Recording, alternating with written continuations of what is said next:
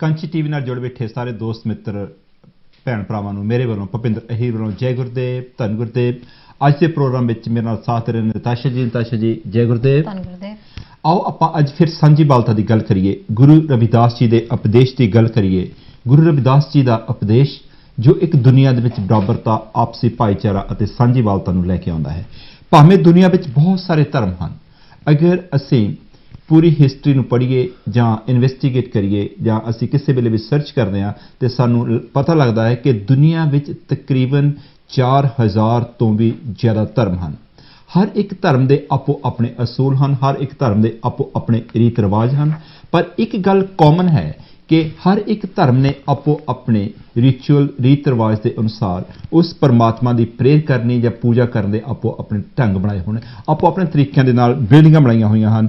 कोई मंदिर कह लेंदा है, हिंदू धर्म दे विच उस जगह नूं जो एक इमारत बनाई जाती है, एक बिल्डिंग बनाई जाती है जिथे रब की पूजा की जाती है, उसनूं मंदिर कह लिया जाता है। मुसलमान भरा उसनूं मस्जिद या मॉस्क कह लेंदे हन ते क्रिश्चियन भरा उसनूं जां प्लेस ऑफ वर्शिप ते जां फिर उसनूं चर्च कह देंदे ने ते कई वीर श्राइन उसनूं कह देंदे ने, कई उसनूं सिनागोग कह देंदे ने। इस तरह ही आपो अपने तरीकों तौर तरीकों के अनुसार आपां सारिआं ने आपो अपने रीत रिवाज के अनुसार उस परमात्मा नूं याद करन दे लई जिसने सानू पैदा किया है, जिसने सानू हथ पैर दिते हैं, जिसने सानू साह दिते हैं, उसका शुक्र अदा करन दे लई असीं बखो बख तरीकों के नाल असीं उसनूं प्रेयर करते हैं, उसका शुक्र अदा करते हैं। तो जब भी असीं प्रेयर करन दे लई उस दर ते जाने हाँ, उस दरबार में जाने हाँ, उस मंदिर में जाने हाँ, चर्च में जाने हाँ, उस गुरु घर दे विच जाने हाँ, गुरुद्वारे में जाने हाँ, तो अक्सर असीं सोचते हाँ कि मैं परमात्मा जां गुरु घर दे विच जां चर्च दे विच जां मंदिर दे विच चलिया हाँ। क्योंकि जदों भी असीं किसी दोस्त मित्र जां किसी भी फ्रेंड के घर जाना हुंदा है, असीं अक्सर सोचते हाँ कि मैं कोई इहो जिहा गिफ्ट लैके जावां जिस दे नाल उन्हां नूं थोड़ा मेरे नाल एक लगन या प्रेम प्यार आपां एक गिफ्ट के तौर पर ही कदे फ्रूट लै जाने हैं, कदे कोई चीज़ां बच्चों ने लै जाने हाँ, तो जां फिर दुध लै जाने जां जिस चीज़ की उन्होंने जरूरत होंदी है जदों असीं ओह उत्थे लै जाने हाँ, भावें असीं आपस में बैठ के उन्होंने शेयर करते हैं, आपस में बैठ के खांदे हाँ, उस दे नाल साडे विच एक प्यार वधदा है। जदों असीं इकट्ठे होके यही चीज़ लंगर दी है, जदों असीं गुरु घर दे विच जाने हाँ, दुध लै जाने हाँ जां आटा लै जाने हाँ जां सब्जियां लै जाने हाँ, तो जदों उन्हां नूं एक जगह ते बह के पकाया जाता है तो उसनूं सारी संगत रल मिल के खांदी है, वो एक प्रसाद का रूप धार कर लैंदी है। क्योंकि उसनूं जदों असीं इकट्ठे बैठ के खांदे हाँ, इकट्ठे बैठ के असीं उस दे विच प्रेम प्यार की एक शरधा जो उहदे नाल उसनूं बनाया जाता है, उसनूं एक प्रसाद जां एक लंगर का रूप दिता जाता है। घर दे विच ही असीं इकट्ठे होकर रोटी खांदे हाँ, जां कोई भी असीं लंच करते हाँ, जां असीं काम ते बैठ के इकट्ठे होकर लंच करते हाँ। उसका मतलब यह है कि असीं आपस दे विच एक कम्यूनिटी लिंक्स नूं वधाउने हाँ। यही चीज़ मंदिर मस्जिद ते सिनागोग्स या गुरुद्वारे या चर्च की है कि उत्थे हर एक कम्यूनिटी ने आपो अपने तौर तरीकों के नाल, आपो अपने रीत रिवाजां दे नाल, अपने अपने रिचुअल्स के नाल उस जगह ते इकट्ठे होके आपस विच एक सांझ, आपस विच एक प्रेम, आपस विच एक भाईचारा बनाउण दे कुछ ना कुछ तरीके बनाए हुंदे हन। ये सारे धर्मां दे तरीके आपस दे विच एक दूसरे तो डिफरेंट हुंदे हन, पर जो एक धर्म की डेफिनेशन है, धर्म के असूल चाहे वो कोई भी धर्म होवे, उन्हां दे असूलां दे विच, उन्हां दे प्रिंसीपल्स दे विच, उन्हां दी बनतर दे विच कोई भी फर्क नहीं हुंदा। असल दे विच आपां उन्हां नूं आपो अपने तरीकों के नाल जदों असीं दूसरे दे नाल डिफरेंट तरीके दे नाल उसनूं प्रेयर करते हाँ, जां कई जिस तरह आप देखते हाँ कई जगह ते असीं जाने हाँ, गुरुद्वारे में जाने हाँ, असीं सोचते हाँ कि असीं सिर ढक लीए, पग बन लीए, सिर ते रुमाल लै लीए, चर्च में जाने हाँ असीं टोपी लै लैंदे हाँ, जां असीं उस तरह ही असीं चले जाने मंदिरां दे विच ही असीं इसे वक् वक् तरीके दे नाल जाने हाँ। मेरे कहने का मतलब यह है कि असीं सारिआं ने आपो अपने तौर तरीकों के अनुसार इसकी ट्रू डेफिनेशन कोई भी नहीं दस सकता कि असी जब रब नूं प्रेयर करनी है, रब नूं जब पूजा करनी है, रब नूं जब असी सजदे करने हैं जां रब दे असी शुक्र अदा करना है, असी किस हालात दे विच करना है, असी बैठ के करना है, खड़े होकर करना है, जां असी सवेर नूं करना है जां शाम नूं करना है।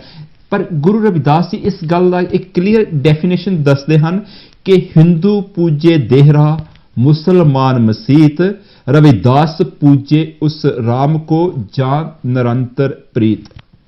फिर वो अपने शब्दों में लिखते हैं, मंदिर मस्जिद दो एक है, इनमें अंतर नहीं, रविदास राम रहमान का झगड़ा को नहीं। चाहे रब नूं अल्लाह कह रहा जाए, रहमान कह रहा जाए, चाहे गुसाइयां कह रहा जाए, गुरु रविदास इस चीज़ ਨੂੰ ਕਲੀਅਰ ਕਰ ਦਿੰਦੇ ਆ ਕਿ ਉਹਨਾਂ ਦਾ ਆਪਸ ਦੇ ਵਿੱਚ ਝਗੜਾ ਨਹੀਂ। ਪਰ ਜਦੋਂ ਉੱਥੇ ਦੇ ਜੋ ਪ੍ਰਚਾਰਕ ਹੁੰਦੇ ਹਨ ਜਾਂ ਜੋ ਉਸ ਦੇ ਪ੍ਰੀਚਰ ਹੁੰਦੇ ਹਨ, ਉਹ ਆਪਣੀ ਕਮਿਊਨਿਟੀ ਨੂੰ ਸਟਰੋਂਗ ਬਣਾਉਣ ਦੇ ਲਈ ਆਪਣੇ ਲੋਕਾਂ ਨੂੰ ਕੁਝ ਇਹੋ ਜਿਹੀ ਸਿੱਖਿਆ ਦਿੰਦੇ ਹਨ ਕਿ ਉਹ ਦੂਸਰੇ ਧਰਮ ਦੇ ਨਾਲ ਨਫ਼ਰਤ ਕਰਨੀ ਸ਼ੁਰੂ ਕਰ ਦਿੰਦੇ ਹਨ। ਪਰ ਅਸਲ ਦੇ ਵਿੱਚ ਦੇਖਿਆ ਜਾਵੇ ਕਹਿੰਦੇ ਹਨ ਕਿ ਮਜ਼ਹਬ ਨਹੀਂ ਸਿਖਾਤਾ ਆਪਸ में वैर रखना। ਕੋਈ ਵੀ ਧਰਮ ਦੂਸਰੇ ਧਰਮ ਦੇ ਨਾਲ ਨਫ਼ਰਤ ਕਰਨਾ ਕਦੇ ਵੀ ਨਹੀਂ ਸਿੱਖਦਾ। ਨਾ ਹੀ ਜੋ ਅਸਲ ਧਰਮ ਦੇ ਪ੍ਰਚਾਰਕ ਹੁੰਦੇ ਹਨ ਉਹ ਦੂਸਰੇ ਧਰਮ ਦੇ ਵਿਰੁੱਧ ਕਦੇ ਵੀ ਨਹੀਂ ਬੋਲਦੇ। ਤੇ ਗੁਰੂ ਰਵਿਦਾਸ ਜੀ ਦਾ ਜੋ ਸ਼ਬਦ ਹਨ, ਗੁਰੂ ਰਵਿਦਾਸ ਜੀ ਦੀ ਬਾਣੀ ਹੈ ਜਾਂ ਗੁਰੂ ਰਵਿਦਾਸ ਜੀ ਦੇ ਫਾਲੋਅਰ ਹਨ, ਉਹ ਅਕਸਰ ਹਰ ਇੱਕ ਧਰਮ ਦੀ ਵਿੱਚ ਜਾ ਕੇ ਉਹਨਾਂ ਦੀ ਇੱਜ਼ਤ ਕਰਦੇ ਹਨ, ਰਿਸਪੈਕਟ ਕਰਦੇ ਹਨ, ਉਹਨਾਂ ਦੇ ਰੀਤ ਰਿਵਾਜਾਂ ਦੇ ਅਨੁਸਾਰ ਉਹਨਾਂ ਦੇ ਜਦੋਂ ਮਿਲਦੇ ਹਨ ਉਹਨਾਂ ਨੂੰ ਉਸੇ ਤਰੀਕੇ ਦੇ ਨਾਲ ਉਹ ਗ੍ਰੀਟ ਕਰਦੇ ਹਨ। ਮੇਰੇ ਕਹਿਣ ਦਾ ਮਤਲਬ ਇਹ ਹੈ ਕਿ ਅੱਜ ਅਸਲ ਵਿੱਚ ਅਸੀਂ ਦੇਖੀਏ ਕਿ ਅਸੀਂ ਜੋ ਪੁਰਾਣੇ ਬਣਾਏ ਹੋਏ ਰੀਤ ਰਿਵਾਜ ਸਨ ਉਹਨਾਂ ਤੋਂ ਅੱਜ ਦੀ ਸਾਡੀ ਯੰਗ ਜਨਰੇਸ਼ਨ ਹੈ ਉਹ ਕਾਫੀ ਦੂਰ ਜਾਂਦੀ ਜਾ ਰਹੀ ਹੈ। ਕਿਉਂਕਿ ਜੋ ਧਰਮ ਦੇ ਪ੍ਰਚਾਰਕ ਹੁੰਦੇ ਹਨ ਉਹ ਆਪੋ ਆਪਣੇ ਧਰਮ ਦੇ ਮੁਤਾਬਕ ਆਪਣੇ ਰੀਤਾਂ ਦੇ ਮੁਤਾਬਕ ਉਹ ਆਪਣੀ ਇੱਕ ਛੋਟੀ ਜਿਹੀ ਇੱਕ ਕਲਟ ਬਣਾ ਕੇ ਜਾਂ ਇੱਕ ਛੋਟਾ ਜਿਹਾ ਗਰੁੱਪ ਬਣਾ ਕੇ ਜਾਂ ਛੋਟੀ ਜਿਹੀ ਕਮਿਊਨਿਟੀ ਬਣਾ ਕੇ ਉਸ ਦੇ ਵਿੱਚ ਇਹੋ ਜਿਹੇ ਦੂਸਰਿਆਂ ਦੇ ਵਿਰੁੱਧ ਕਦੇ ਕਦੇ ਨਫ਼ਰਤ ਭਰ ਦਿੰਦੇ ਹਨ, ਕਦੇ ਕਦੇ ਇਹੋ ਜਿਹੀ ਵਿਚਾਰਧਾਰਾ ਭਰ ਦਿੰਦੇ ਹਨ ਕਿ ਉਹ ਆਪਣੇ ਆਪ ਨੂੰ ਦੂਸਰਿਆਂ ਦੇ ਨਾਲੋਂ ਬੈਟਰ ਸਮਝਣਾ ਸ਼ੁਰੂ ਕਰ ਦਿੰਦੇ ਹਨ। ਪਰ ਅਗਰ ਅਸੀਂ ਪਰਮਾਤਮਾ ਦੀ ਐਗਜ਼ਿਸਟੈਂਸ ਵੱਲ ਦੇਖੀਏ, ਅਗਰ ਅਸੀਂ ਬੰਦਿਆਂ ਦੇ ਬਿਨਾਂ ਧਰਮ ਤੋਂ ਅਸੀਂ ਉਹਨਾਂ ਨਾਲ ਗੱਲ ਕਰੀਏ ਤੇ ਸਾਨੂੰ ਉਹਨਾਂ ਵਿੱਚ ਕੋਈ ਵੀ ਫਰਕ ਨਹੀਂ ਲੱਗਦਾ। ਏਕੇ ਮਿੱਟੀ ਕੇ ਸਭ ਭਾਂਡੇ, ਏਕੇ ਮਾਟੀ ਕੇ ਸਭ ਭਾਂਡੇ, ਏਕੋ ਸਿਰਜਣਹਾਰਾ, ਰਵਿਦਾਸ ਵਿਆਪੇ ਏਕੋ ਘਟ ਭੀਤਰ, ਏਕੋ ਘੜੇ ਕੁਮਾਰਾ। ਕਿੰਨੀ ਗੱਲ ਪਿਓਰ ਗੱਲ ਗੁਰੂ ਰਵਿਦਾਸ ਨੇ ਕੀਤੀ ਕਿ ਜਿਸ ਤਰ੍ਹਾਂ ਇੱਕ ਕੁਮਾਰ ਜੋ ਮਿੱਟੀ ਦੇ ਬਰਤਨ ਬਣਾਉਂਦਾ ਹੈ ਉਹ ਡਿਫਰੈਂਟ ਪੋਟਸ ਨੂੰ, ਡਿਫਰੈਂਟ ਭਾਂਡਿਆਂ ਨੂੰ, ਕੋਈ ਛੋਟਾ ਹੈ ਕੋਈ ਬੜਾ ਹੈ, ਸਾਰਿਆਂ ਨੂੰ ਇੱਕ ਹੀ ਮਿੱਟੀ ਦੇ ਨਾਲ ਬਣਾਉਂਦਾ ਹੈ ਤੇ ਇੱਕ ਹੀ ਤਰੀਕੇ ਨਾਲ ਉਹਨਾਂ ਨੂੰ ਘੜਦਾ ਹੈ ਅਤੇ ਇੱਕ ਹੀ ਤਰੀਕੇ ਦੇ ਨਾਲ ਉਹਨਾਂ ਵਿੱਚ ਸ਼ਕਲ ਦੇ ਵਿੱਚ ਉਹਨਾਂ ਦੇ ਵਿੱਚ ਥੋੜਾ ਬਹੁਤਾ ਕੁਝ ਨਾ ਕੁਝ ਫਰਕ ਜ਼ਰੂਰ ਹੈ। ਪਰ ਅਗਰ ਉਸ ਦੇ ਵਿੱਚ ਉਹਨਾਂ ਦੀ ਬਣਤਰ ਵੱਲ ਦੇਖਿਆ ਜਾਵੇ, ਜਿਸ ਤਰ੍ਹਾਂ ਗੁਰੂ ਰਵਿਦਾਸ ਨੇ ਕਿਹਾ ਸੀ, ਜਲ ਕੀ ਪੀਤ ਪਵਨ ਕਾ ਥੰਬਾ, ਰਕਤ ਬੂੰਦ ਕਾ ਗਾਰਾ, ਹਾਡ ਮਾਸ ਨਾੜੀ ਕੋ ਪਿੰਜਰ, ਪੰਖੀ ਬਸੇ ਵਿਚਾਰਾ, ਪ੍ਰਾਣੀ ਕਿਆ ਮੇਰਾ ਕਿਆ ਤੇਰਾ। ਗੁਰੂ ਰਵਿਦਾਸ ਜੀ ਨੇ ਇਸ ਗੱਲ ਨੂੰ ਕਲੀਅਰ ਕਰ ਦਿੱਤਾ ਕਿ ਅਸੀਂ ਮੇਰੇ ਤੇਰੇ ਦੇ ਵਿੱਚ ਫਰਕਾਂ ਦੇ ਵਿੱਚ ਪੈ ਕੇ ਅਸੀਂ ਦੁਨੀਆ ਨੂੰ ਪੋਲਿਊਟ ਕਰ ਰਹੇ ਹਾਂ। ਜੇ ਅਗਰ ਦੁਨੀਆ ਵਿੱਚ ਦੇਖਿਆ ਜਾਵੇ ਅਸਲੀ ਪੋਲਿਊਸ਼ਨ ਕੀ ਹੈ ਤਾਂ ਉਹ ਇਹੀ ਹੈ ਕਿ ਅਸੀਂ ਧਰਮਾਂ ਦੇ ਨਾਂ ਤੇ, ਮਜ਼ਹਬਾਂ ਦੇ ਨਾਂ ਤੇ, ਜਾਤ ਦੇ ਨਾਂ ਤੇ, ਕੰਮ ਦੇ ਨਾਂ ਤੇ ਅਸੀਂ ਇੱਕ ਦੂਸਰੇ ਨਾਲ ਫਰਕ ਕ੍ਰੀਏਟ ਕਰੀ ਜਾਂਦੇ ਹਾਂ। ਤੇ ਗੁਰੂ ਰਵਿਦਾਸ ਜੀ ਨੇ ਇਹਨਾਂ ਸਾਰਿਆਂ ਫਰਕਾਂ ਨੂੰ ਮਿਟਾਉਣ ਦੇ ਲਈ ਇੱਕ ਹੀ ਨਾਰਾ ਲਾਇਆ ਸੀ ਕਿ ਦੁਨੀਆ ਵਿੱਚ ਸਾਰੇ ਲੋਕ ਬਰਾਬਰ ਹਨ, ਕੋਈ ਵੱਡਾ ਨਹੀਂ ਕੋਈ ਛੋਟਾ ਨਹੀਂ, ਸਾਰੇ ਲੋਕ ਇਨਸਾਨ ਹਨ। ਕੰਮਕਾਰ ਦੇ ਵਿੱਚ ਅਸੀਂ ਵੱਖ-ਵੱਖ, ਅਸੀਂ ਕੋਈ ਦੁਕਾਨਦਾਰ ਹੈ, ਕੋਈ ਬੱਸ ਡਰਾਈਵਰ ਹੈ, ਕੋਈ ਬੈਂਕ ਵਿੱਚ ਕੰਮ ਕਰਦਾ ਹੈ, ਸਕੂਲ ਵਿੱਚ ਟੀਚਰ ਹੈ, ਕੋਈ ਰੋਡ ਸਵੀਪਰ ਹੈ, ਕੋਈ ਬਾਥਰੂਮ ਸਾਫ਼ ਕਰਦਾ ਹੈ, ਕੋਈ ਕਲੀਨਰ ਦੀ ਜੌਬ ਕਰਦਾ ਹੈ, ਕੋਈ ਕੁੱਕ ਦੀ ਜੌਬ ਕਰਦਾ ਹੈ। ਜੌਬਸ ਤੁਹਾਡੀਆਂ ਵੱਖਰੀਆਂ ਹੋ ਸਕਦੀਆਂ ਹਨ ਪਰ ਉਹਨਾਂ ਦੀ ਜੋ ਅੰਦਰਲੀ ਬਣਤਰ ਹੁੰਦੀ ਹੈ, ਜਿਸ ਨੇ ਸਾਨੂੰ ਪੈਦਾ ਕੀਤਾ ਹੁੰਦਾ ਹੈ, ਉਸ ਨੇ ਸਾਨੂੰ ਕਦੇ ਵੀ ਇੱਕ ਦੂਸਰੇ ਨਾਲ ਨਫ਼ਰਤ ਕਰਨੀ ਨਹੀਂ ਸਿਖਾਈ ਅਤੇ ਨਾ ਹੀ ਕੋਈ ਧਰਮ ਇਹਨਾਂ ਨਫ਼ਰਤਾਂ ਦੇ ਵਿੱਚ ਪਿਆ ਹੈ। ਨਾ ਹੀ ਉਹ ਜੋ ਧਰਮ ਦੇ ਅਸਲੀ ਪ੍ਰਚਾਰਕ ਹੁੰਦੇ ਹਨ ਉਹ ਇਹਨਾਂ ਡਿਫਰੈਂਸਿਸ ਕ੍ਰੀਏਟ ਨਹੀਂ ਕਰਦੇ। ਪਰ ਜੋ ਸ਼ੈਤਾਨ ਲੋਕ ਹੁੰਦੇ ਹਨ ਉਹ ਧਰਮ ਦੇ ਨਾਂ ਤੇ ਆਪਸ ਵਿੱਚ ਡਿਵੀਜ਼ਨ ਪਾਈ ਰੱਖਦੇ ਹਨ। ਕਿਸੇ ਨੂੰ ਛੋਟਾ ਬਣਾ ਦਿੱਤਾ, ਕਿਸੇ ਨੂੰ ਬੜਾ ਬਣਾ ਦਿੱਤਾ, ਕਿਸੇ ਨੂੰ ਅਮੀਰ ਬਣਾ ਦਿੱਤਾ, ਕਿਸੇ ਨੂੰ ਚੰਗੇ ਕੱਪੜਿਆਂ ਵਾਲਾ ਕਹਿ ਦਿੱਤਾ, ਕਿਸੇ ਨੂੰ ਮਾੜੇ ਵਾਲਾ ਕਹਿ ਦਿੱਤਾ। ਪਰ ਗੁਰੂ ਜੀ ਕਹਿੰਦੇ ਹਨ ਕਿ ਸਾਨੂੰ ਇਹਨਾਂ ਸਾਰੀਆਂ ਗੱਲਾਂ ਤੋਂ ਉੱਚਾ ਉੱਠ ਕੇ ਸਾਨੂੰ ਇੱਕ ਇਹੋ ਜਿਹਾ ਭਾਈਚਾਰਾ, ਸਾਨੂੰ ਇੱਕ ਇਹੋ ਜਿਹੀ ਯੂਨਿਟੀ ਕ੍ਰੀਏਟ ਕਰਨੀ ਚਾਹੀਦੀ ਹੈ। ਉਹਨਾਂ ਨੇ ਆਪਣੇ ਸ਼ਬਦਾਂ ਵਿੱਚ ਲਿਖਿਆ, मुसलमान सो दोस्ती, हिंदुओं सो कर प्रीत, रविदास जोत सब राम की, सब है अपने मीत। किन्नी गल गुरु रविदास ने कहते सी कि कोई हिंदू होवे, सिख होवे, मुसलमान होवे या किसी भी धर्म या किसी भी देश में जम्मिया होवे, वो सारे ही इंसान परमात्मा ने बनाए हुए हैं। आओ अपन बेटी नताशा जी को पूछते हैं कि जो ओवरऑल सतगुरु रविदास जी का प्रचार है, सतगुरु रविदास जी दी बाणी है, सतगुरु रविदास जी का मिशन है, उसके बारे में नताशा जी की कहना। नताशा जी, I think there's always so much to say about religion, and the conversation can go on for days and days if we were to start talking about all the differences between the various religions. There are actually over 4,000 religions in the world. we have different places of worship. Each of those religions has different places of worship. Some go to churches, some attend mosques, others attend mandirs or temples, etc. We have different holy books we follow. However, above and beyond all of these differences, there is one common ground, and that's we all see one God, and we always say that God teaches us to treat human beings like human beings, to spread love, equality and humanity, etc. And that's the universal message that all these religions give to us. There is actually no difference between the religions themselves. It's just the differences that we as society have created between them. In these religious places of worship, we follow our different religions, we speak in various different languages, rituals are different, rules are different. But like I said, there is only one underlying message of love. Guru Ravidass in one of his shabds says that he actually acknowledges that there are differences between how different people see the various different religions and their reaction towards those different religions. Some people choose to follow one religion, some people have faith but do not choose to follow a religion. Some people actually follow a religion but have absolutely no faith. Guru Ravidass acknowledges all of these differences, but he says that it's not the religions that conflict within themselves, it's actually the people who follow those religions that conflict between themselves. I think whether or not you choose to follow a religion, the most important thing is to have faith. And some people, like I said earlier, some people have a religion, choose to follow a religion, and are quite they voice their opinions on religion. You know, I'm a religious person, etc., but they don't actually have any faith. Whilst others have faith, but don't necessarily choose to follow a religion. In these religions, there are loads of differences, many different differences. Guru Ravidass in his Arti says that everything around me is false, everything is fake, nothing is pure. The only true thing is, the only pure thing is God's name, is God himself. We say that there is one God. And if we just have a look at all these differences in society that we have created, they actually make no sense at all, because we always say that there's one God, and I think that's a universal thing, that there is one God. Whether there might be religions that choose to follow, choose to say there are numerous gods, but ultimately there is one God. And I think when there are numerous gods in one religion, those portray different, the different qualities of that one God.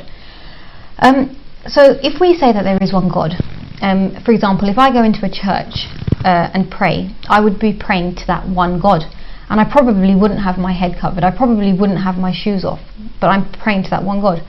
But if I was to enter a gurdwara or a temple, and if I was to pray to that same God, I would follow their rituals, I would have my shoes off, I would probably have my head covered. The idea is that there is one God, as we can all see. The religions teach the exact same thing. If we're lucky enough to have read the numerous different holy books that there are out there, we'll understand and realize that there is that message from God or the gurus and teachers and messiahs and messengers. It's the same, ultimately the same thing. But it's us as human beings, how we've interpreted those messages, that's how the differences have been created. And it's very important to respect those differences, to acknowledge those differences, and I think, but the most important thing is to follow those rules, of course, but I don't think we should solely rely on those as a means to praying to God, because what happens is we get so caught up in following these rituals and following society's norms and values that we actually forget why we're in that religious place of worship. We're so concerned about, oh, is my head covered? Are my shoes off? Am I sitting properly or accordingly? Does it look like I'm listening? But ultimately, I think sometimes what I've noticed anyway is that people forget why they're actually in those religious places of worship, and focus more on the rules and rituals as opposed to actually what the religious holy books say. Thank you, Natasha ने चंगे तरीके नाल definition ਦਿੱਤੀ कि धर्म कोई भी माड़ा नहीं ਹੁੰਦਾ, ਉਹ ਇੱਕ ਆਪੋ ਆਪਣੇ ਤਰੀਕਿਆਂ ਦੇ ਨਾਲ ਇੱਕ ਬਣਾਏ ਹੋਏ ਰੀਤ ਰਿਵਾਜ ਹੁੰਦੇ ਹਨ, ਪਰ ਜਦੋਂ ਅਸੀਂ ਉਹਨਾਂ ਰੀਤਾਂ ਰਿਵਾਜਾਂ ਨੂੰ ਦੂਸਰਿਆਂ ਦੇ ਨਾਲ ਕੰਪੇਅਰ ਕਰਨਾ ਸ਼ੁਰੂ ਕਰ ਦਿੰਦੇ ਹਾਂ, ਆਪਣੇ ਧਰਮ ਨੂੰ ਦੂਸਰੇ ਧਰਮ ਦੇ ਨਾਲੋਂ ਵਧੀਆ ਕਹਿਣਾ ਸ਼ੁਰੂ ਕਰ ਦਿੰਦੇ ਹਾਂ, ਤੇ ਉਹ ਇੱਕ ਕੌਨਫਲਿਕਟ ਪੈਦਾ ਹੋ ਜਾਂਦਾ ਹੈ, ਇੱਕ ਉਹਨਾਂ ਵਿੱਚ ਫਿਕਸ਼ਨ ਜਾਂ ਉਹਨਾਂ ਵਿੱਚ ਇੱਕ ਨਫ਼ਰਤ ਪੈਦਾ ਹੋ ਜਾਂਦੀ ਹੈ ਕਿ ਅਸੀਂ ਇਸ ਤਰੀਕੇ ਨਾਲ ਪੂਜਾ ਕਰਦੇ ਹਾਂ, ਉਹ ਲੋਕ ਸਾਡੇ ਨਾਲ ਚੰਗੇ ਹਨ, ਅਸੀਂ ਲੋਕ ਰੱਬ ਦੇ ਨਜ਼ਦੀਕ ਹਾਂ, ਉਹ ਰੱਬ ਦੇ ਦੂਰ ਹਨ। ਅਸੀਂ ਰੱਬ ਨੂੰ ਵੀ ਡਿਵਾਈਡ ਕਰ ਰੱਖਿਆ ਹੋਇਆ ਹੈ। ਪਹਿਲੀ ਗੱਲ ਤੇ ਅਸੀਂ ਧਰਮ ਦੇ ਨਾਂ ਤੇ ਅਸੀਂ ਰੱਬ ਨੂੰ ਡਿਵਾਈਡ ਕਰ ਰੱਖਿਆ ਹੋਇਆ ਹੈ। ਜਿਸ ਤਰ੍ਹਾਂ ਆਪਣੇ ਸਿੰਗਰ ਨੇ ਕਿਸ ਨੇ ਕਿਹਾ ਸੀ ਕਿ ਪੱਥਰ ਦੀ ਇਮਾਰਤ ਹੈ ਜਿੱਥੇ ਜਾ ਕੇ ਬਹਿੰਦੇ ਆ, ਤੇਰਾ ਪਤਾ ਨਹੀਂ ਮਿਲਦਾ ਉਂਝ ਨਾਮ ਤਾਂ ਲੈਂਦੇ ਆ।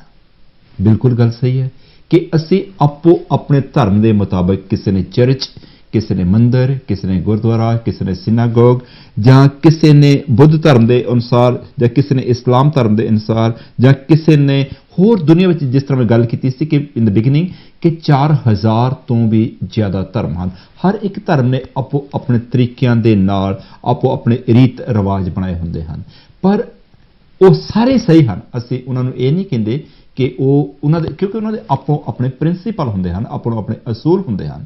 ਪਰ ਜਦੋਂ ਉਹ ਧਰਮ ਦੇ ਅਸੂਲ ਕਿਸੇ ਦੂਸਰੇ ਧਰਮ ਨੂੰ ਜਦੋਂ ਅਸੀਂ ਕੰਪੇਅਰ ਕਰਨਾ ਸ਼ੁਰੂ ਕਰ ਦਿੰਦੇ ਹਾਂ, ਤੇ ਫਿਰ ਉਸ ਦੇ ਨਾਲ ਸਾਡੇ ਆਪਸ ਦੇ ਵਿੱਚ ਲੜਾਈਆਂ ਝਗੜੇ ਸ਼ੁਰੂ ਹੋ ਜਾਂਦੇ ਹਨ।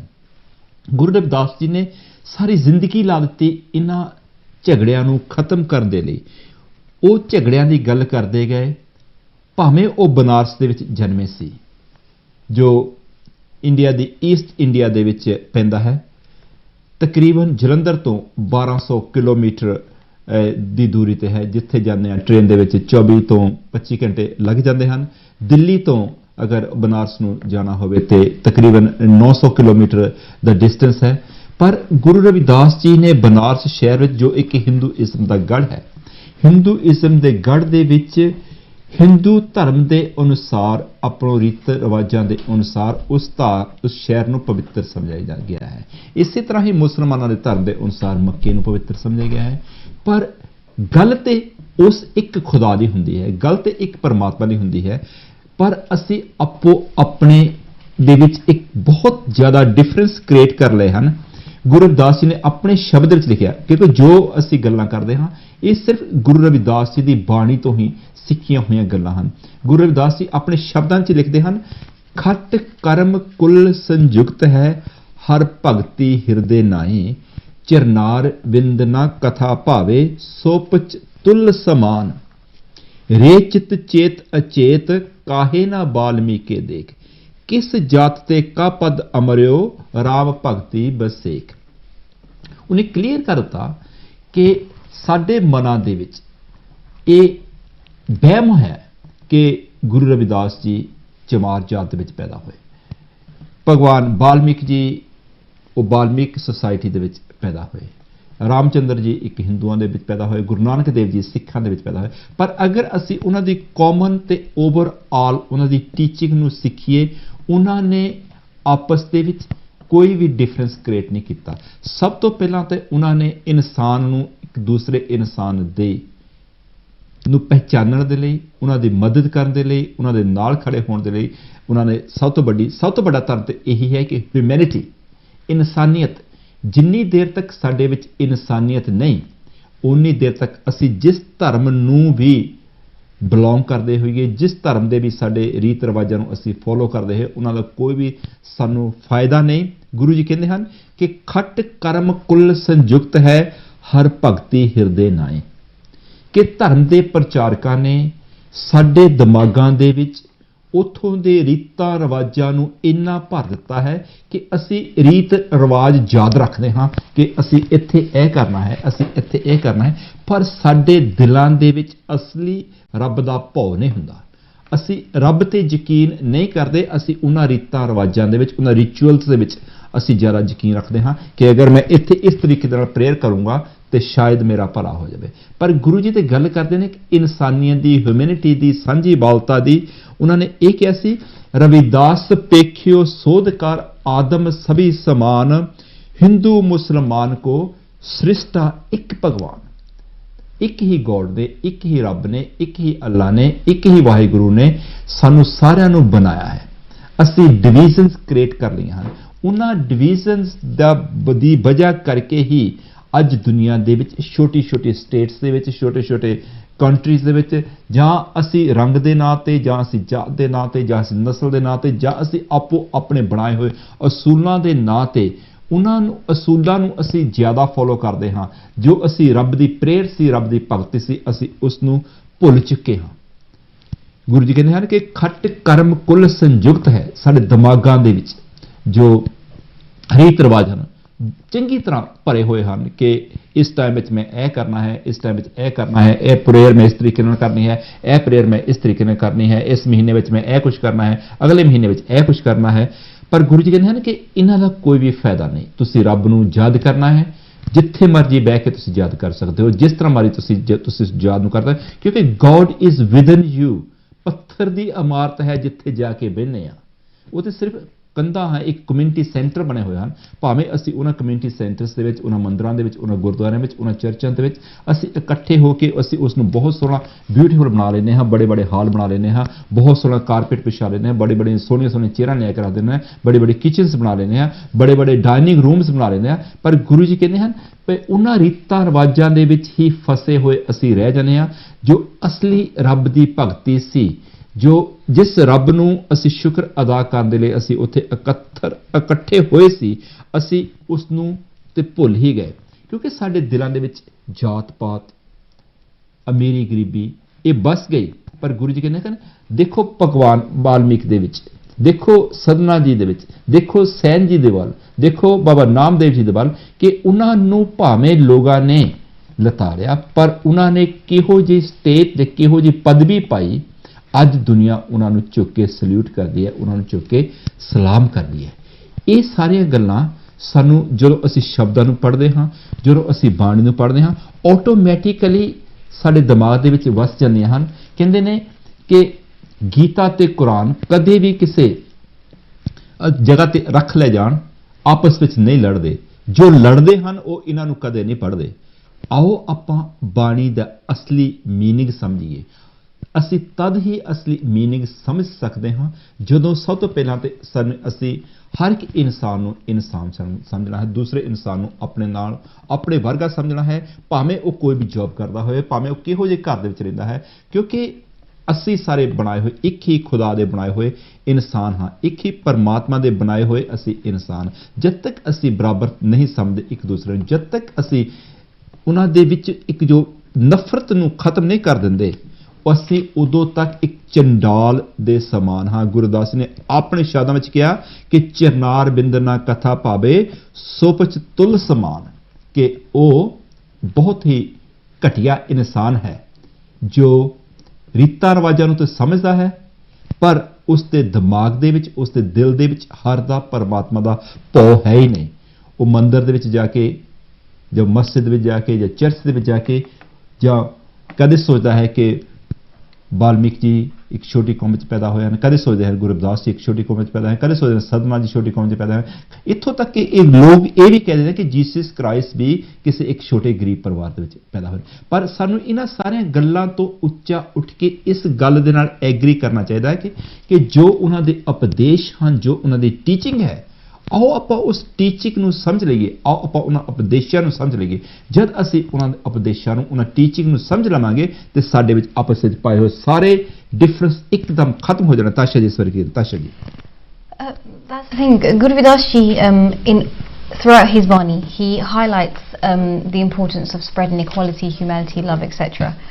But even today, we are still we're lost. We're suffering from inequalities from those around us as well, which society has created.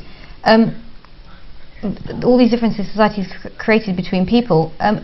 Yes, there are differences if we choose to acknowledge those differences. There's differences between gender, social background, economic background, our languages that we speak, or the countries that we were born in, our abilities as individuals, our personalities. There's so many differences between individuals if we choose to acknowledge those. But on the other hand, if those differences did not exist, the world probably wouldn't spin. A lot of us say that we follow Guru Ravidass Ji Shabds. A lot of us say that we've read Guru Ravidass Ji's Amrit Bani, and we follow what Guru Ji says and what he's taught us.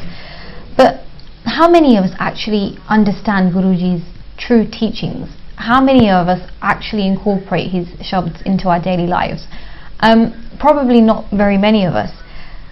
Guru Ravidass ji, throughout his Bani, all he speaks about is spreading equality, and that's the only thing he dreamt of. And I think if we perform these rituals, if we think that these rituals that we're performing makes God, makes these gurus happy, but on the other hand we're not exactly abiding by or following what they've actually taught us, I'm not sure which the biggest insult is towards them really. Is it ignoring their teachings or not following these rituals and rules that society has created? And I think that the answer is quite obvious. Ignorance is probably the worst thing we could do, and a lot of us still do that up until today. We need to do this, we can't do this, we should do this, we should be eating this, we should be dressing like this, our head should be covered, shoes should be on or off, or whatever it is. These are differences society has created. Guru Ravidass never mentioned any to follow any rituals, and I don't think very many gurus or teachers or messiahs did. In fact, all they said was they spread the same message of equality and humanity, but unfortunately we remain lost even up until today. Thank you, Natasha. We are lost. The whole world is lost. ਜੇ ਦੇਖਿਆ ਜਾਵੇ ਤੇ ਅਸੀਂ ਆਪਸ ਦੇ ਵਿੱਚ divisions create ਕਰੀ ਜਾਂਦੇ ਹਾਂ। ਅਸੀਂ ਧਾਰਮਿਕ ਅਸਥਾਨ ਸਾਰੇ ਨੇ ਬਣਾਏ ਹੋਣ, ਹੋਲੀ ਪਲੇਸਿਸ ਬਣਾਏ ਹੋਣ, places of worship ਬਣਾਏ ਹੋਏ ਨੇ, ਹਾਊਸਿਸ ਆਫ ਵਰਸ਼ਿਪ ਬਣਾਏ ਹੋਏ ਹਨ, ਚਾਹੇ ਅਸੀਂ ਉਹਨਾਂ ਨੂੰ ਮੰਦਿਰ ਕਹਿ ਰਹੇ ਹਾਂ, ਚਾਹੇ ਗੁਰਦੁਆਰਾ ਕਹਿ ਰਹੇ ਹਾਂ, ਚਾਹੇ ਮੋਸਕ ਕਹਿ ਰਹੇ ਹਾਂ, ਚਾਹੇ ਚਰਚ ਕਹਿ ਰਹੇ ਹਾਂ, ਚਾਹੇ ਸਿਨਾਗੋਗ ਕਹਿ ਰਹੇ ਹਾਂ, ਚਾਹੇ ਅਸੀਂ ਉਸ ਨੂੰ ਟੈਂਪਲ ਕਹਿ ਲੈਂਦੇ ਹਾਂ, ਜਾਂ ਅਸੀਂ ਉਸ ਨੂੰ ਬੁੱਧਾ ਵਿਹਾਰ ਕਹਿ ਲੈਂਦੇ ਹਾਂ। ਅਸੀਂ ਉਹਨਾਂ ਨੂੰ ਆਪ ਬਣਾ ਤੇ ਜ਼ਰੂਰ ਲਿਆ, ਪਰ ਅਸੀਂ ਉਹਨਾਂ ਬਣਾਉਣ ਦੇ ਨਾਲ ਨਾਲ ਆਪਸ ਦੇ ਵਿੱਚ ਡਿਵੀਜ਼ਨਸ ਕ੍ਰੀਏਟ ਕਰ ਲਈਆਂ, ਡਿਫਰੈਂਸਿਸ ਕ੍ਰੀਏਟ ਕਰ ਲੈਣਾ। ਅਸੀਂ ਇੱਕ ਦੂਸਰੇ ਦੇ ਨਾਲ ਆਪਸ ਨੂੰ ਕੰਪੀਟ ਕਰਨਾ ਸ਼ੁਰੂ ਕਰ ਦਿੱਤਾ ਹੈ। ਗੁਰੂ ਰਵਿਦਾਸ ਜੀ ਕਹਿੰਦੇ ਹਨ ਕਿ ਇਹਨਾਂ ਚੀਜ਼ਾਂ ਤੋਂ ਸਾਨੂੰ ਉੱਚਾ ਉੱਠ ਕੇ ਸਾਨੂੰ ਉਸ ਪਰਮਾਤਮਾ ਦੀ ਸ਼ਰਨ ਦੇ ਵਿੱਚ ਆਉਣਾ ਚਾਹੀਦਾ ਹੈ ਜਿਸ ਨੇ ਸਾਨੂੰ ਪੈਦਾ ਕੀਤਾ ਹੈ। ਹਿੰਦੂ ਤੁਰਕ ਮੇਂ ਭੇਦ ਨਹੀਂ, सब में एक रत एक मासा, दो एक दूजा को नाही, पेख्यो सोध रविदासा। गुरु रविदास जी ने हर एक शब्द के उत्ते, हर एक श्लोक के उत्ते जो भी उन्होंने किया, जो भी उन्होंने लाइफ से एक्सपीरियंस किया, उन्होंने अपने नां की एक स्टैंप ला दी कि मैं इस चीज़ नूं एक्सपीरियंस किया। मैं दुनिया घूम के देखी कि हिंदुआं दे विच, मुसलमानां दे विच, ਜਾਂ ਤੁਰਕਾਂ ਦੇ ਵਿੱਚ, ਜਾਂ ਸਿੱਖਾਂ ਦੇ ਵਿੱਚ, ਜਾਂ ਬੁੱਧ ਧਰਮ ਦੇ ਬਲੀਵਰ ਹੋਣ ਜਾਂ ਕਿਸੇ ਵੀ ਧਰਮ ਦੇ ਬਲੀਵਰ ਹੋਣ, ਉਹਨਾਂ ਵਿੱਚ ਕੋਈ ਵੀ ਡਿਫਰੈਂਸ ਨਹੀਂ ਹੈ। ਡਿਫਰੈਂਸ ਸਿਰਫ ਸਾਡੇ ਆਪਸ ਦੇ ਵਿੱਚ ਕ੍ਰੀਏਟ ਕੀਤੇ ਹੋਏ ਹਨ। ਸਾਡੇ ਜੋ ਧਾਰਮਿਕ ਪ੍ਰਚਾਰਕ ਹੁੰਦੇ ਹਨ ਉਹਨਾਂ ਨੇ ਇਹਨਾਂ ਡਿਫਰੈਂਸ ਨੂੰ ਕ੍ਰੀਏਟ ਕੀਤਾ ਹੋਇਆ ਹੈ। ਅਗਰ ਅਸੀਂ ਅੱਜ ਦੀ ਗੱਲ ਕਰ ਲਈਏ, ਅੱਜ 21st ਸੈਂਚੁਰੀ ਦੇ ਵਿੱਚ ਦੇਖਿਆ ਜਾਵੇ, ਜੋ ਅੱਜ ਦੀ ਜਨਰੇਸ਼ਨ ਹੈ ਉਹ ਇਹਨਾਂ ਧਾਰਮਿਕ ਬਲੀਵਸ ਤੋਂ ਬਹੁਤ ਦੂਰ ਚਲੇ ਗਏ ਹਨ ਤੇ ਜਾ ਰਹੇ ਹਨ। ਮੈਂ ਉਹਨਾਂ ਨਾਲ ਬਿਲਕੁਲ ਐਗਰੀ ਹਾਂ, ਬਿਲਕੁਲ ਸਹਿਮਤ ਹਾਂ ਕਿ ਜਿਉਂ-ਜਿਉਂ ਅਸੀਂ ਧਾਰਮਿਕ ਅਸਥਾਨਾਂ ਤੇ ਜਾ ਕੇ ਉਹਨਾਂ ਬਲੀਵਸ ਦੇ ਵਿੱਚ, ਉਹਨਾਂ ਰੀਤਾਂ ਰਿਵਾਜਾਂ ਵਿੱਚ ਪੈ ਜਾਂਦੇ ਹਾਂ ਤੇ ਸਾਡੇ ਦਿਮਾਗ ਦੇ ਵਿੱਚ ਉਹ ਰੀਤ ਰਿਵਾਜ ਘਰ ਕਰ ਜਾਂਦੇ ਹਨ, ਤੇ ਜਦ ਉਹ ਰੀਤ ਰਿਵਾਜ ਘਰ ਕਰ ਜਾਂਦੇ ਹਨ ਤੇ ਫਿਰ ਅਸੀਂ ਇਨਸਾਨੀਅਤ ਨੂੰ, ਬਰਾਬਰਤਾ ਨੂੰ, ਆਪਸੀ ਭਾਈਚਾਰੇ ਨੂੰ ਭੁੱਲ ਜਾਂਦੇ ਹਾਂ। ਕਿਉਂਕਿ ਪਰਮਾਤਮਾ ਇੱਕ ਹੈ, ਗੋਡ ਇੱਕ ਹੈ, ਅੱਲਾ ਇੱਕ ਹੈ, ਉਸ ਦੇ ਵਿੱਚ ਕਿਸੇ ਦੇ ਵਿੱਚ ਵੀ ਕੋਈ ਡਿਫਰੈਂਸ ਨਹੀਂ। ਹਰ ਇੱਕ ਦਾ ਖੂਨ ਲਾਲ ਹੈ, ਹਰ ਇੱਕ ਦੇ ਵਿੱਚ ਦਿਲ ਹੈ, ਦਿਮਾਗ ਹੈ। ਫਿਰ ਇਹੋ ਜਿਹੇ ਡਿਵੀਜ਼ਨਸ ਕਿਉਂ? ਅੱਜ ਦੇਖਿਆ ਜਾਵੇ, ਜਿਸ ਵੇਲੇ ਦੁਨੀਆ ਬਣੀ ਸੀ, ਦੁਨੀਆ ਬਣੀ ਨੂੰ ਹਜ਼ਾਰਾਂ ਹੀ ਸਾਲ ਹੋਏ ਹਨ, ਉਦੋਂ ਤੋਂ ਲੈ ਕੇ ਪਹਿਲਾਂ ਲੋਕ ਜੰਗਲਾਂ ਦੇ ਵਿੱਚ ਰਿਹਾ ਕਰਦੇ ਸੀ, ਜੰਗਲਾਂ ਤੋਂ ਬਾਅਦ ਵਿੱਚ ਉਹਨਾਂ ਨੇ ਛੋਟੇ ਛੋਟੇ ਕੋਟੇਜਸ ਬਣਾ ਲਈਆਂ। ਅੱਜ ਦੇਖਿਆ ਜਾਵੇ, ਅੱਜ ਕਿੰਨੀਆਂ ਉੱਚੀਆਂ ਉੱਚੀਆਂ ਬਿਲਡਿੰਗਾਂ ਦੇ ਵਿੱਚ ਅੱਜ ਅਸੀਂ ਰਹਿ ਰਹੇ ਹਾਂ। ਅਸੀਂ ਕਿਸ ਤਰ੍ਹਾਂ ਜਹਾਜ਼ਾਂ ਦੇ ਵਿੱਚ, ਟ੍ਰੇਨਸ ਦੇ ਵਿੱਚ ਬਹਿ ਕੇ ਅਸੀਂ ਇੱਕ ਜਗ੍ਹਾ ਤੋਂ ਦੂਸਰੀ ਜਗ੍ਹਾ ਤੇ ਚਲੇ ਜਾਂਦੇ ਹਾਂ। ਕਿਸ ਤਰ੍ਹਾਂ ਅਸੀਂ ਇੱਕ ਦੂਸਰੇ ਦੇ ਨਾਲ ਕਮਿਊਨੀਕੇਟ ਕਰਦੇ ਹਾਂ, ਚਾਹੇ ਈਮੇਲ ਹੋਵੇ, ਚਾਹੇ ਮੈਸੇਜ ਹੋਵੇ, ਜਾਂ ਫਿਰ ਅਸੀਂ ਫੋਨ ਤੇ, ਜਾਂ ਅਸੀਂ ਕਿਸੇ ਵੀ ਤਰੀਕੇ ਜਾਂ ਅਸੀਂ ਵੀਡੀਓ ਕਾਲ ਕਿਸੇ ਨੂੰ ਕਰਦੇ ਹਾਂ। ਅੱਜ ਸਾਇੰਸ ਨੇ ਕਿੰਨੀ ਡਿਵੈਲਪਮੈਂਟ ਕਰ ਰਹੀ ਹੈ। ਅਗਰ ਇਹ ਸਾਇੰਟਿਸਟ ਵੀ ਉਹਨਾਂ ਹੀ ਬਲੀਵਸ ਦੇ ਵਿੱਚ ਬੜੇ ਰਹਿੰਦੇ ਤੇ ਅੱਜ ਇਸ ਦੁਨੀਆ ਦੇ ਵਿੱਚ ਇੰਨੀ ਸਾਰੀ ਚੇਂਜਸ ਨਾ ਆਉਣੀਆਂ। ਅਸਲ ਵਿੱਚ ਦੇਖਿਆ ਜਾਵੇ, ਜੋ ਸਾਇੰਟਿਸਟ ਹਨ, ਜੋ ਰੈਵੋਲੂਸ਼ਨ ਦੁਨੀਆ ਵਿੱਚ ਲੈ ਕੇ ਆਉਂਦੇ ਹਨ, ਉਹ ਵੀ ਇੱਕ ਰੱਬ ਦੇ ਨਾਲੋਂ ਘੱਟ ਨੇ। ਉਹ ਰੱਬ ਦੀ ਹੀ ਕ੍ਰੀਏਸ਼ਨ ਨੂੰ, ਰੱਬ ਦੇ ਦਿੱਤੇ ਹੋਏ ਦਿਮਾਗ ਨੂੰ ਕਿਸੇ ਚੰਗੇ ਪਾਸੇ ਵੱਲ ਲਾ ਕੇ उस चीज़ ਨੂੰ ਮੋਡੀਫਾਈ ਕਰਕੇ ਚੰਗੇ ਤਰੀਕੇ ਦੇ ਨਾਲ ਦੇਖਣਾ ਚਾਹੁੰਦੇ ਹਨ। ਦੇਖਿਆ ਜਾਵੇ ਤੇ ਕਦੇ-ਕਦੇ ਜਦੋਂ ਪੁਰਾਣਾ ਜ਼ਮਾਨਾ ਸੀ, ਅੱਜ ਤੇ ਨਹੀਂ, ਲੋਕ ਹਨੇਰੇ ਤੋਂ ਡਰਦੇ ਸੀ ਕਿਉਂਕਿ ਉਹਨਾਂ ਨੂੰ ਨੌਲੇਜ ਦੀ ਘਾਟ ਸੀ, ਗਿਆਨ ਦੀ ਘਾਟ ਸੀ। ਤੇ ਅੱਜ ਜਦ ਐਜੂਕੇਟ ਹੋ ਗਏ ਨੇ, ਕੋਈ ਯੂਨੀਵਰਸਿਟੀ ਵਿੱਚ, ਕਾਲਜ ਵਿੱਚ ਜਾ ਕੇ, ਸਕੂਲ ਦੇ ਵਿੱਚ ਜਾ ਕੇ, ਵੱਖੋ ਵੱਖਰੇ ਪਲੇਸਿਸ ਦੇ ਵਿੱਚ ਜਾ ਕੇ, ਇੱਥੋਂ ਤੱਕ ਕਿ ਲੋਕ ਚੰਦ ਤੇ ਹੋਰ ਦੂਸਰੇ ਬਹੁਤ ਸਾਰੇ ਗ੍ਰਹਿਾਂ ਤੇ ਜਾ ਕੇ ਉੱਥੇ ਜਾ ਕੇ ਵੀ ਰਹਿਣ ਦਾ ਸੋਚਣ ਲੱਗ ਪਏ ਹਨ। ਇਹ ਇੱਕ ਸਾਇੰਸ ਦੀ ਜਾਂ ਇੱਕ ਦਿਮਾਗ ਦੀ ਡਿਵੈਲਪਮੈਂਟ ਹੈ ਜੋ ਚੰਗੇ ਪਾਸੇ ਨੂੰ ਆਪਣਾ ਦਿਮਾਗ ਲਾਉਂਦੇ ਹਨ। ਪਰ ਜੋ ਲੋਕ ਗਲਤ ਪਾਸੇ ਨੂੰ ਆਪਣਾ ਦਿਮਾਗ ਲਾਉਂਦੇ ਹਨ, ਰੀਤਾਂ ਰਿਵਾਜਾਂ ਵਿੱਚ ਪੈ ਕੇ ਆਪਸ ਵਿੱਚ ਡਿਫਰੈਂਸ ਕ੍ਰੀਏਟ ਕਰਦੇ ਹਨ, ਗੁਰੂ ਰਵਿਦਾਸ ਜੀ ਉਸ ਦੀ ਗੱਲ ਕਰਦੇ ਹਨ ਕਿ ਇਹ ਦੁਨੀਆ ਦੇ ਲੋਗੋ ਇਹਨਾਂ ਭਰਮਾਂ ਦੇ ਵਿੱਚ ਪੈ ਕੇ ਨਾ ਭੁੱਲੋ ਨਾ। ਅਗਰ ਤੁਸੀਂ ਇਹਨਾਂ ਭਰਮਾਂ ਭੁਲੇਖਿਆਂ ਦੇ ਵਿੱਚ ਪੈ ਰਹੇ, ਅਗਰ ਇਹਨਾਂ ਦੇ ਵਿੱਚ ਪੈ ਕੇ ਤੁਸੀਂ ਜਿਸ ਤਰ੍ਹਾਂ ਇੱਕ ਡੂੰਘਾਈ ਦੇ ਵਿੱਚ, ਇੱਕ ਚਿੱਕੜ ਦੇ ਵਿੱਚ ਫਸਿਆ ਹੋਇਆ ਆਦਮੀ ਹੋਰ ਤੇ ਹੋਰ ਡੁੱਬਦਾ ਜਾਂਦਾ ਹੈ। ਇਸੇ ਕਰਕੇ ਹੀ ਗੁਰੂ ਰਵਿਦਾਸ ਜੀ ਨੇ ਇਹਨਾਂ ਭਰਮਾਂ ਤੋਂ, ਇਹਨਾਂ ਭੁਲੇਖਿਆਂ ਤੋਂ ਸਾਨੂੰ ਬਾਹੋਂ ਪਕੜ ਕੇ ਉਹਨਾਂ ਨੇ ਬਾਹਰ ਕੱਢਣ ਦੀ ਕੋਸ਼ਿਸ਼ ਕੀਤੀ ਤੇ ਉਹਨਾਂ ਨੇ ਸਾਨੂੰ ਕੱਢਿਆ ਵੀ। ਤੇ ਉਹਨਾਂ ਨੇ ਜਦੋਂ ਉਹਨੇ ਆਪਣੀ ਐਗਜ਼ਾਮਪਲ ਦਿੱਤੀ ਸੀ, ਜਿਸ ਸ਼ਬਦ ਦੀ ਮੈਂ ਗੱਲ ਪਿਛਲੇ ਹਫ਼ਤੇ ਕੀਤੀ ਸੀ ਉਸ ਦੀ ਗੱਲ ਮੈਂ ਕਰਾਂਗਾ।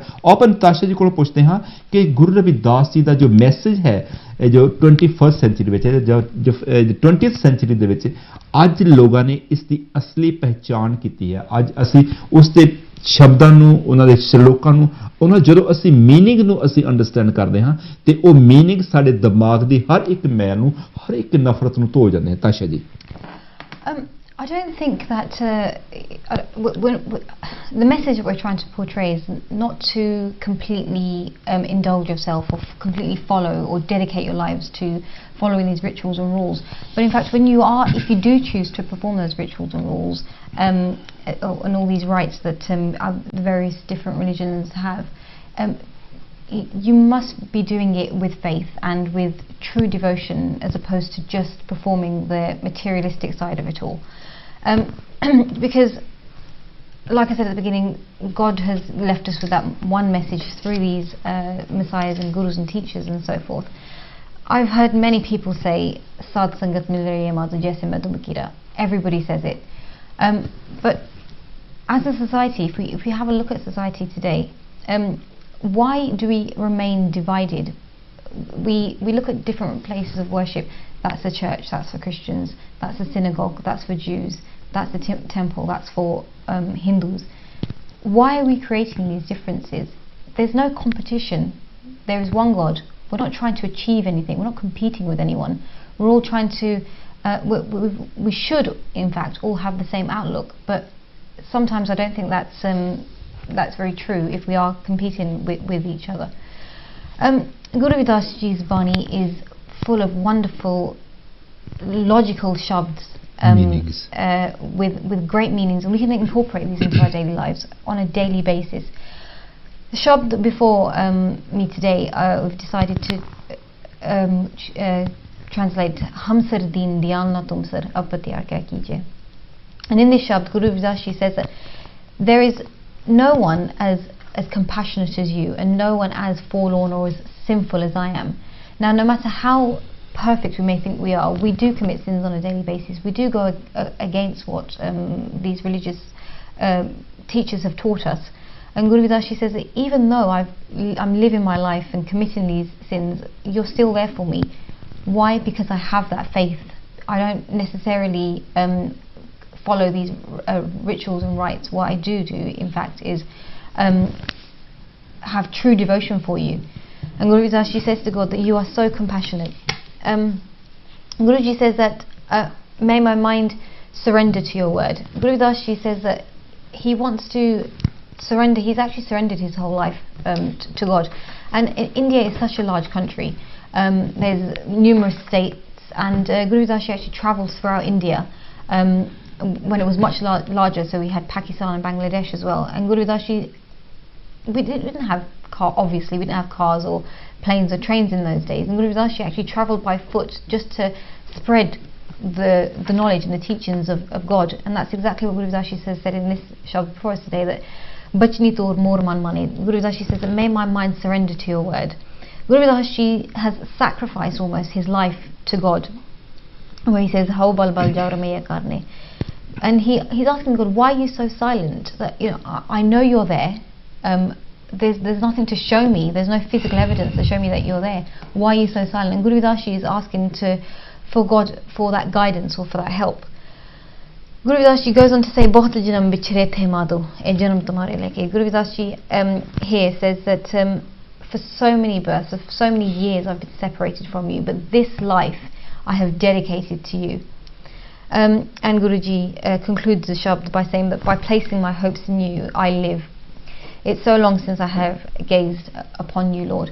So throughout the shabd we can see that Guru Ravidass Ji has no actual physical evidence that God is there, but through that faith, I think what happens is over time you just realize that things don't just happen coincidentally. There is whatever we want to call it, a supernatural force or God out there that does assist us so much, does help us. Is somebody who's so compassionate out there, who helps us to get on the right path. But that stuff only happens if you have true faith and you have true devotion. Thank you, Natasha. Guru Ravidass Ji ने अपने शब्द ਵਿੱਚ ਲਿਖਿਆ, माधो अविद्या हित कीन बबेक दीप मलीन, mean मिर्ग भृंग पतंग कुंचर एक दोख विनाश, पांच दोख असाचा में ताकि केतक आस। गुरु जी कहते हैं कि अगर ਅਸੀਂ ਦੁਨੀਆ ਦੀ ਐਗਜ਼ਿਸਟੈਂਸ ਵੱਲ ਦੇਖੀਏ ਕਿ ਹਰ ਇੱਕ ਐਨੀਮਲ ਦੇ ਵਿੱਚ, ਚਾਹੇ ਉਹ ਜ਼ਮੀਨ ਦੇ ਵਿੱਚ ਰਹਿੰਦਾ ਹੋਵੇ, ਚਾਹੇ ਜ਼ਮੀਨ ਦੇ ਉੱਪਰ ਹੋਵੇ, ਚਾਹੇ ਉਹ ਕਿਸੇ ਤਰ੍ਹਾਂ ਦਾ ਵੀ ਹੋਵੇ, ਉਹਨਾਂ ਵਿੱਚ ਕੋਈ ਨਾ ਕੋਈ ਕਮਜ਼ੋਰੀ ਜ਼ਰੂਰ ਹੁੰਦੀ ਹੈ। ਪਰ ਜੋ ਹਿਊਮਨ ਹੈ, ਇਨਸਾਨ ਹੈ, ਉਸ ਵਿੱਚ ਬਹੁਤ ਸਾਰੀਆਂ ਕਮਜ਼ੋਰੀਆਂ ਹਨ। ਉਹਨਾਂ ਕਮਜ਼ੋਰੀਆਂ ਨੇ ਹੀ ਉਸ ਦੇ ਦਿਮਾਗ ਨੂੰ ਇਸ ਤਰ੍ਹਾਂ ਦ ਗ੍ਰੀਡ ਨੇ ਜਾਂ ਉਸ ਦੇ ਥਿੰਕਿੰਗ ਨੇ ਉਸ ਨੂੰ ਇਸ ਤਰ੍ਹਾਂ ਕੰਟਰੋਲ ਕੀਤਾ ਹੋਇਆ ਕਿ ਅਸੀਂ ਰਿਐਲਿਟੀ ਤੋਂ, ਸੱਚਾਈ ਤੋਂ ਇੱਕ ਪਾਸੇ ਵੱਲ, ਦੂਰ ਵੱਲ ਜਾ ਰਹੇ ਹਾਂ। ਸਾਨੂੰ ਇਹਨਾਂ ਸ਼ਬਦਾਂ ਨੂੰ ਸਮਝ ਕੇ ਆਪਣੇ ਦਿਮਾਗ ਨੂੰ ਵਾਸ਼ ਕਰਨ ਦੀ ਜ਼ਰੂਰਤ ਹੈ। ਆਪਣੇ ਜੋ ਜਿਸ ਤਰ੍ਹਾਂ ਕਹਿੰਦੇ ਕਿ ਅਸੀਂ ਕੱਪੜਿਆਂ ਨੂੰ, ਆਪਣੀ ਬਾਡੀ ਨੂੰ ਪਾਣੀ ਦੇ ਜਦ ਗੰਦਾ ਹੋ ਜਾਂਦਾ ਹੈ ਤੇ ਉਸ ਨੂੰ ਅਸੀਂ ਸਾਬਣ ਦੇ ਨਾਲ, ਪਾਣੀ ਦੇ ਨਾਲ ਧੋ ਲੈਂਦੇ ਹਾਂ। ਪਰ ਜਦੋਂ ਦਿਮਾਗ ਗੰਦਾ ਹੋ ਜਾਣਾ ਹੈ, ਦਿਮਾਗ ਦੇ ਵਿੱਚ ਬਹੁਤ ਸਾਰੀਆਂ ਲੜਾਈਆਂ, ਝਗੜੇ, ਨਫ਼ਰਤਾਂ ਵਸ ਜਾਂਦੀਆਂ ਹਨ ਤੇ ਗੁਰੂ ਜੀ ਕਹਿੰਦੇ ਹਨ ਕਿ ਅਸੀਂ ਉਸ ਨੂੰ ਠੰਡਾ ਕਰਨ ਦੇ ਲਈ, ਅਸੀਂ ਉਸ ਨੂੰ ਕਾਮ ਕਰਨ ਦੇ ਲਈ, ਅਸੀਂ ਉਸ ਨੂੰ ਸ਼ਾਂਤ ਕਰਨ ਦੇ ਲਈ ਅਸੀਂ ਇੱਕ ਰਿਲੀਜੀਅਸ ਪਲੇਸ ਤੇ ਜਾਂਦੇ ਹਾਂ। ਚਾਹੇ ਉਹ ਚਰਚ ਹੋਵੇ, ਚਾਹੇ ਉਹ ਸਿਨਾਗੋਗ ਹੋਵੇ, ਚਾਹੇ ਉਹ ਗੁਰਦੁਆਰਾ ਹੋਵੇ, ਚਾਹੇ ਮੰਦਰ ਹੋਵੇ, ਚਾਹੇ ਅਸੀਂ ਮਸਜਿਦ ਹੋਵੇ। ਜਦੋਂ ਅਸੀਂ ਉੱਥੇ ਜਾਂਦੇ ਹਾਂ, ਅਸੀਂ ਉੱਥੋਂ ਇੱਕ ਤਰ੍ਹਾਂ ਦੀ ਆਪਣੇ ਮਨ ਦੀ ਪੀਸ, ਇੱਕ ਤਰ੍ਹਾਂ ਦੀ ਇੱਕ ਸ਼ਾਂਤੀ ਮੰਗਦੇ ਹਾਂ।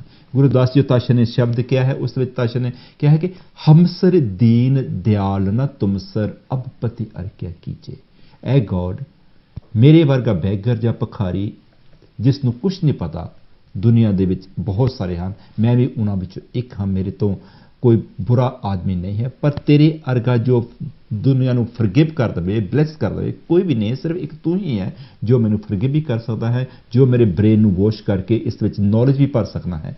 ਤੂੰ ਚਾਹਵੇਂ ਮੇਰੀ ਜ਼ਿੰਦਗੀ ਬਦਲ ਸਕਦਾ ਹਾਂ।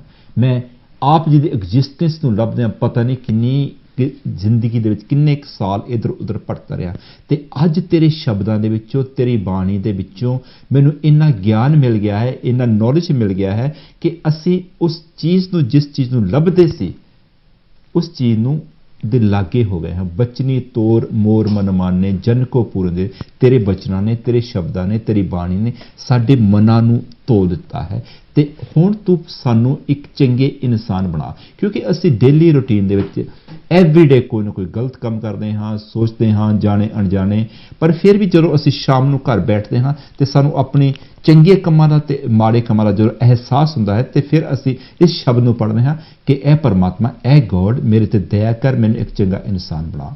ਆਓ ਆਪਾਂ ਇੱਕ ਇਹੀ ਸ਼ਬਦ ਇੱਕ ਗਾਇਕ ਦੇ ਵਿੱਚੋਂ ਗਾਇਆ ਗਿਆ ਹੈ, ਅਸੀਂ ਉਸ ਨੂੰ ਸੁਣਦੇ ਹਾਂ। ਕਿੰਨੇ ਉਸ ਸ਼ਬਦ ਦੇ ਨਾਲ, ਕਿੰਨੇ ਇਸ ਸ਼ਬਦ ਨੂੰ, ਕਿਸ ਤਰ੍ਹਾਂ ਉਹ ਪਿਆਰ ਦੇ ਨਾਲ ਇਹ ਸ਼ਬਦ ਨੂੰ ਗਾਉਂਦੇ ਹਨ। ਆਓ ਜੀ।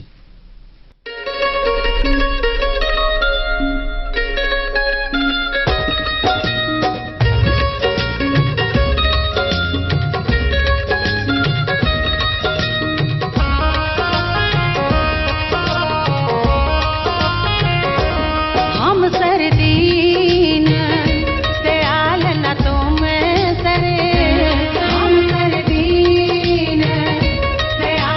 तुम सरे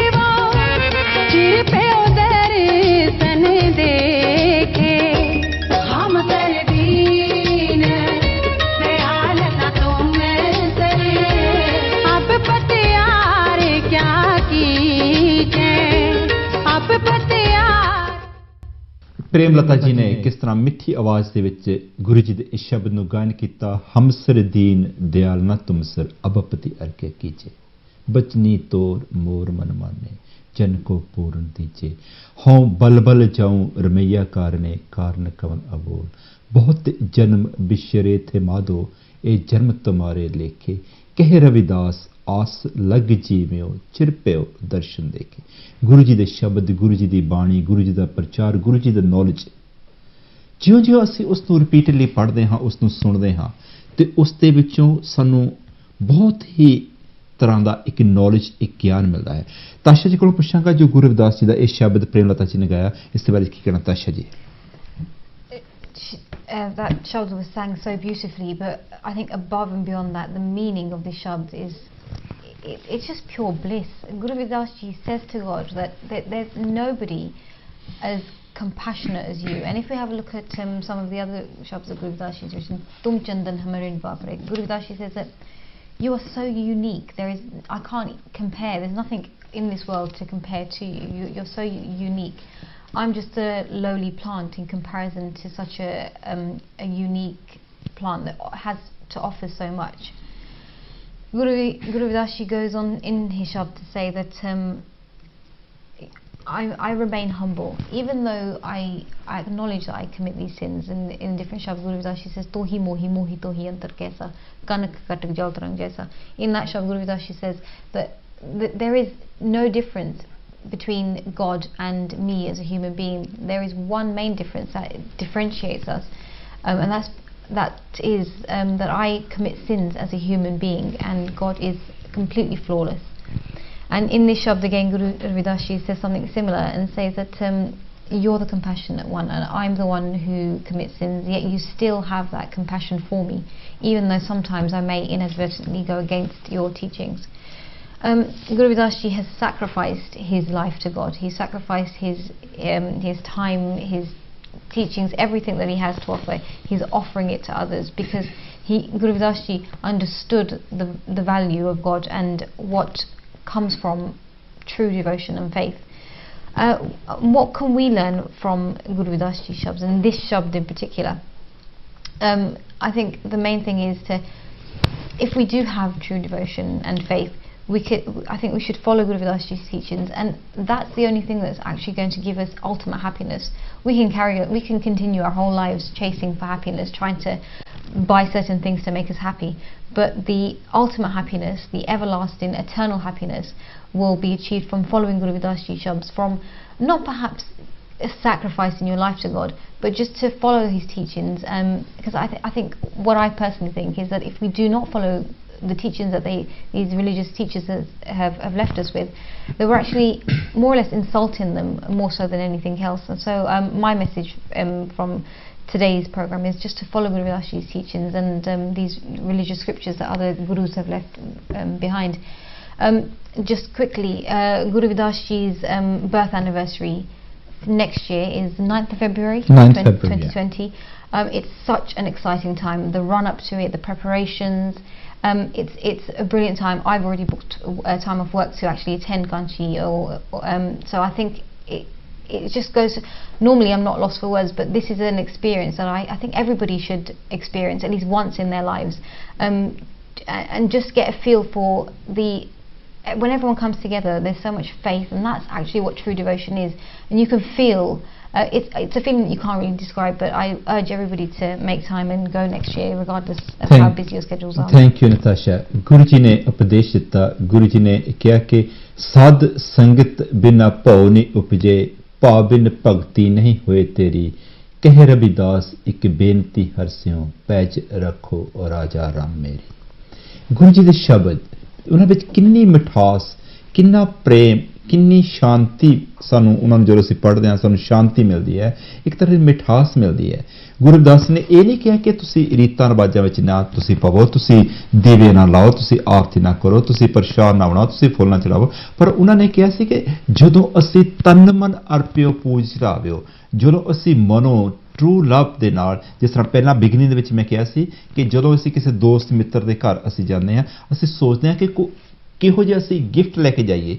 ਇਸੇ ਤਰ੍ਹਾਂ ਹੀ ਜਦੋਂ ਅਸੀਂ ਗੁਰੂ ਨੂੰ, ਗੁਰੂ ਦੀ ਸੰਗਤ ਨੂੰ ਮਿਲਣ ਜਾਂਦੇ ਹਾਂ, ਤੇ ਫਿਰ ਅਸੀਂ ਆਪਣੇ ਕੋਲੋਂ ਜੋ ਵੀ ਅਸੀਂ ਗਿਫਟ ਜਾਂ ਜੋ ਵੀ ਅਸੀਂ ਖਾਣ ਪੀਣ ਵਾਲੀ ਚੀਜ਼ ਅਸੀਂ ਉੱਥੇ ਲਿਜਾਂਦੇ ਹਾਂ, ਉਸ ਨੂੰ ਆਪਸ ਵਿੱਚ ਸ਼ੇਅਰ ਕਰਦੇ ਹਾਂ, ਤੇ ਸਾਡੇ ਮਨਾਂ ਵਿੱਚ ਪ੍ਰੋਸਪੈਰਿਟੀ ਆਉਂਦੀ ਹੈ, ਸਾਂਝ ਆਉਂਦੀ ਹੈ, ਇੱਕ ਪ੍ਰੇਮ ਆਉਂਦਾ ਹੈ। ਤੇ ਇਹੀ ਮਕਸਦ ਹੈ ਸਾਡੇ ਇਸ ਪ੍ਰੋਗਰਾਮ ਦਾ, ਸਾਂਝੀ ਵਾਲਤਾ ਕ੍ਰੀਏਟ ਕਰਨੀ, ਆਪਸ ਵਿੱਚ ਭਾਈਚਾਰਾ ਕ੍ਰੀਏਟ ਕਰਨਾ, ਉਹ ਇਹੋ ਜਿਹੇ ਇੱਕ ਯੂਨੀਵਰਸਲ ਇੱਕ ਰਿਲੀਜਨ ਕ੍ਰੀਏਟ ਕਰਨਾ ਜੋ ਗੁਰੂ ਰਵਿਦਾਸ ਨੇ ਕਿਹਾ ਸੀ ਕਿ ਬੇਗਮਪੁਰਾ, ਕਿ ਮੈਂ ਦੁਨੀਆ ਨੂੰ ਇੱਕ ਇਹੋ ਜਿਹੀ ਜਗ੍ਹਾ ਦੇਖਣਾ ਚਾਹੁੰਦਾ ਹਾਂ ਜਿੱਥੇ ਕੋਈ ਵੱਡਾ ਨਾ ਹੋਵੇ, ਕੋਈ ਛੋਟਾ ਨਾ ਹੋਵੇ, ਕੋਈ ਅਮੀਰ ਨਾ ਹੋਵੇ, ਕੋਈ ਗਰੀਬ ਨਾ ਹੋਵੇ, ਕੋਈ ਕਿਸੇ ਨੂੰ ਨਾ ਮਾਰੇ, ਨਾ ਕਿਸੇ ਨਾਲ ਕੋਈ ਝਗੜੇ, ਆਪਸ ਵਿੱਚ ਪ੍ਰੇਮ ਪਿਆਰ ਦੇ ਨਾਲ ਰਹਿਣ।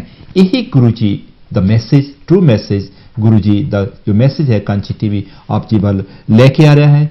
ਗੁਰੂ ਜੀ ਦਾ ਗੁਰਪੁਰਬ ਵੀ ਆ ਰਿਹਾ ਹੈ, ਮਾਘ ਦੀ ਪੁੰਨਿਆ 1377 ਦੇ ਵਿੱਚ ਗੁਰੂ ਜੀ ਦਾ ਜਨਮ ਹੋਇਆ, ਤੇ ਆਉਣ ਵਾਲੇ ਸਾਲ ਦੇ ਵਿੱਚ 2020 ਦੇ ਵਿੱਚ 9th ਫੈਬਰਵਰੀ ਨੂੰ, ਜਿਸ ਤਰ੍ਹਾਂ ਤਾਸ਼ਾ ਨੇ ਦੱਸਿਆ ਕਿ ਸੰਡੇ ਵਾਲੇ ਦਿਨ ਸਤਿਗੁਰੂ ਰਵਿਦਾਸ ਜੀ ਦਾ ਗੁਰਪੁਰਬ ਆ ਰਿਹਾ ਹੈ।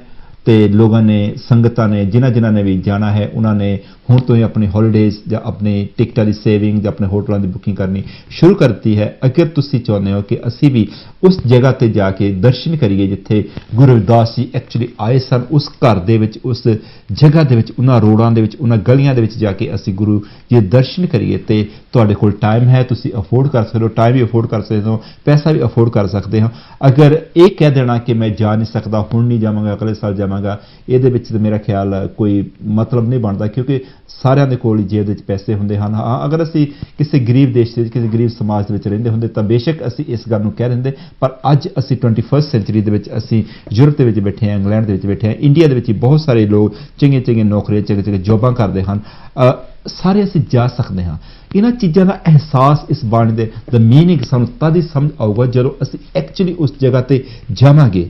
ਗੁਰੂ ਰਵਿਦਾਸ ਜੀ ਇੱਕ ਗ੍ਰੇਟ ਪੋਇਟ ਸਨ, ਇੱਕ ਸੰਤ ਸਨ, ਇੱਕ ਰੈਵੋਲੂਸ਼ਨਰੀ ਸੰਤ ਸਨ, ਜਿਨ੍ਹਾਂ ਨੇ ਕਿਹਾ ਸੀ ਕਿ ਜੋ ਆਪਸ ਦੇ ਵਿੱਚ ਬਣਾਏ ਹੋਏ ਧਰਮਾਂ ਦੇ ਅਸੂਲ ਹਨ, ਰੀਤ ਰਿਵਾਜ ਹਨ, ਇਹਨਾਂ ਵਿੱਚ ਪੈ ਕੇ ਆਪਸ ਦੇ ਵਿੱਚ ਡਿਫਰੈਂਸ ਨਾ ਕ੍ਰੀਏਟ ਕਰੋ। ਇਹ ਜੋ ਰੀਤ ਰਿਵਾਜ ਬਣਾਏ ਹਨ ਇਹ ਪਰਮਾਤਮਾ ਦਾ ਸ਼ੁਕਰ ਅਦਾ ਕਰਨ ਲਈ ਬਣਾਏ ਗਏ ਹਨ, ਨਾ ਕਿ ਆਪਸ ਵਿੱਚ ਡਿਵੀਜ਼ਨ ਕ੍ਰੀਏਟ ਕਰਨ ਦੇ ਲਈ। ਇਹਨਾਂ ਵਿੱਚ ਕੋਈ ਫਰਕ ਨਹੀਂ ਹੈ, ਕੋਈ ਮੰਦਰ, ਮਸਜਿਦ, ਚਰਚ, ਗੁਰਦੁਆਰੇ ਵਿੱਚ ਕੋਈ ਫਰਕ ਨਹੀਂ ਹੈ, ਸਾਰੇ ਰੱਬ ਦੇ ਅਸਥਾਨ ਆ। ਆਪਾਂ ਇਹਨਾਂ ਨੂੰ ਫੋਲੋ ਕਰੀਏ। ਜੈ ਗੁਰਦੇਵ, ਧੰਨ ਗੁਰਦੇਵ।